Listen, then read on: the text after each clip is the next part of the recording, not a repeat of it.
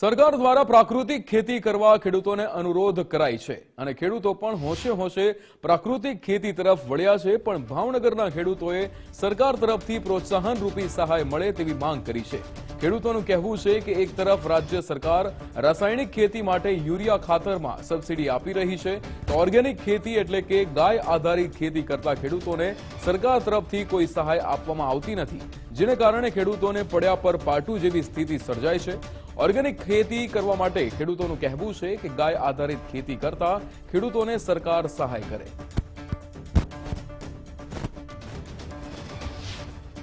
એક તરફ રાજ્ય સરકાર પ્રાકૃતિક ખેતી કરવા માટે ખેડૂતોને અનુરોધ કરી રહી છે, બીજી તરફની વાત કરીએ તો પ્રાકૃતિક ખેતી કરતા જે ખેડૂતો છે તેને એક સહાય રૂપી જે છે તે સરકાર નિધિ સન્માન નિધિ આપવામાં આવે તેવી માંગ કરી રહ્યા છે, કેમ કે રાસાયણિક ખેતી હોય છે તેમાં સરકાર જે ડીપી યુરિયા અને ખાતર માં જે સબસિડી આપતી રહી છે તે જ મુજબ જે સરકાર છે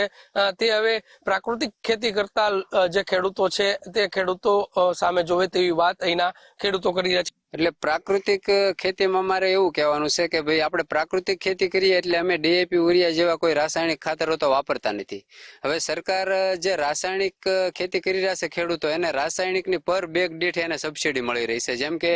ડીએપી ની અંદર 1600 થી વધુની સબસિડી મળે છે, યુરિયાની અંદર 2200 થી વધુની સબસિડી મળે છે। તો હવે એવરેજ કાઢીએ તો આપણે એક વર્ષે એક વીઘામાં 2 થેલી યુરિયા અને 1 થેલી ડીએપી જેવો સામાન્ય વપરાશ હોય છે રાસાયણિક ખેડૂતને। તો રાસાયણિક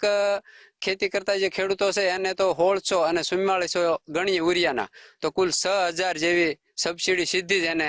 રાસાયણિક ખાતરના માધ્યમથી મળી રહી છે, બરોબર। હવે સરકારને તો આ 6000 રૂપિયા એક ખેડૂત દીઠ ખર્ચ થઈ જ રહ્યો છે। જ્યારે અમે પ્રાકૃતિક ખેતી કરીએ, ગાય આધારિત ખેતી કરીએ તો ગાય આધારિત ખેતીની અંદર અમારે રાસાયણિક કોઈ તત્વો વાપરવામાં આવતા નથી, એટલે અમારે ખાલી કહેવાનું એટલું છે કે જે સરકાર પાસે રાસાયણિક ખેડૂતને જે ખર્ચ થાય છે, રાસાયણિક ખેડૂત માટે જે ખર્ચ થઈ રહ્યો છે સબસિડીનો, એ જ સબસિડીનો લાભ પ્રાકૃતિક ખેડૂત સન્માન નિધિના કે એવા કોઈ નામથી ડાયરેક્ટ બેનિફિટમાં 6000 થી પ્લસ વીઘા દીઠ આપવામાં આવે તો પ્રાકૃતિક ખેતીનો વ્યાપ પણ વધે, પ્રાકૃતિક ખેતી કરતા ખેડૂતોને ઉત્સાહ પણ વધે। માંગ તો એવી રીતની જ છે કે ભાઈ પ્રાકૃતિક ખેતી છે એનાથી ખેડૂતને બહુ બધો લાભ થાય છે, પણ જેની સહાય મળતી હોય એ દાખલા તરીકે સબસિડી છે, આ છે તે છે,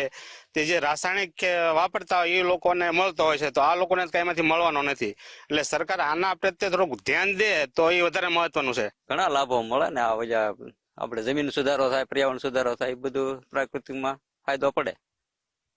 ચોક્કસથી જે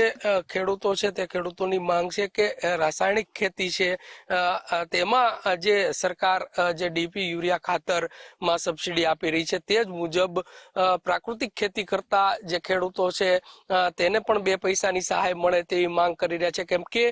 જે આ પાક હોય છે, જણસ પાકો, તે બજારમાં જતી હોય છે ને એ બજાર ભાવ પોષણક્ષમ નહીં મળવાના કારણે પ્રાકૃતિક ખેતી કરતા ખેડૂતો છે તેને પણ ક્યાંક ને ક્યાંક હાલાકીનો સામનો અહીંયા કરવો પડી રહ્યો છે। કેમેરા પર્સન વિજય જાદવની સાથે કુણાલ બારડ, ગુજરાત ફર્સ્ટ, ભાવનગર।